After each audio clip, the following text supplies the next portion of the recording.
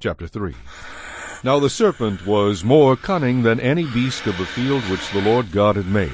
And he said to the woman, Has God indeed said, You shall not eat of every tree in the garden? And the woman said to the serpent, We may eat the fruit of the trees of the garden, but of the fruit of the tree which is in the midst of the garden, God has said, You shall not eat it, nor shall you touch it, lest you die.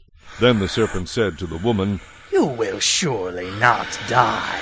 For God knows that in the day you eat of it your eyes will be opened, and you will be like God, knowing good and evil.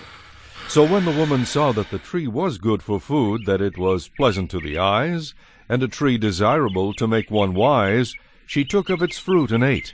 She also gave to her husband with her, and he ate. Then the eyes of both of them were opened, and they knew that they were naked, and they sewed fig leaves together and made themselves coverings. And they heard the sound of the Lord walking in the garden in the cool of the day. And Adam and his wife hid themselves from the presence of the Lord God among the trees of the garden. Then the Lord God called to Adam and said to him, Where are you? So he said, I heard your voice in the garden, and I was afraid because I was naked, and I hid myself. And he said, Who told you that you were naked? Have you eaten from the tree of which I commanded you that you should not eat? Then the man said, The woman whom you gave to be with me, she gave me of the tree, and I ate.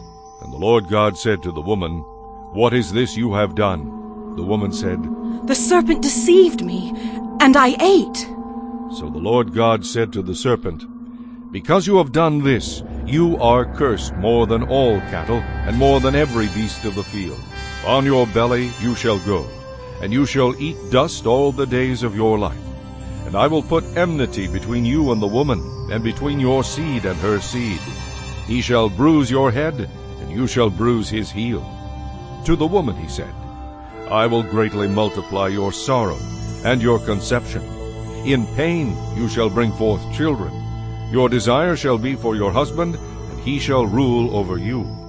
Then to Adam he said, Because you have heeded the voice of your wife, and have eaten from the tree of which I commanded you, saying, You shall not eat of it.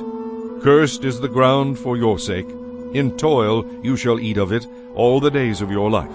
But thorns and thistles it shall bring forth for you, and you shall eat the herb of the field. In the sweat of your face you shall eat bread, till you return to the ground.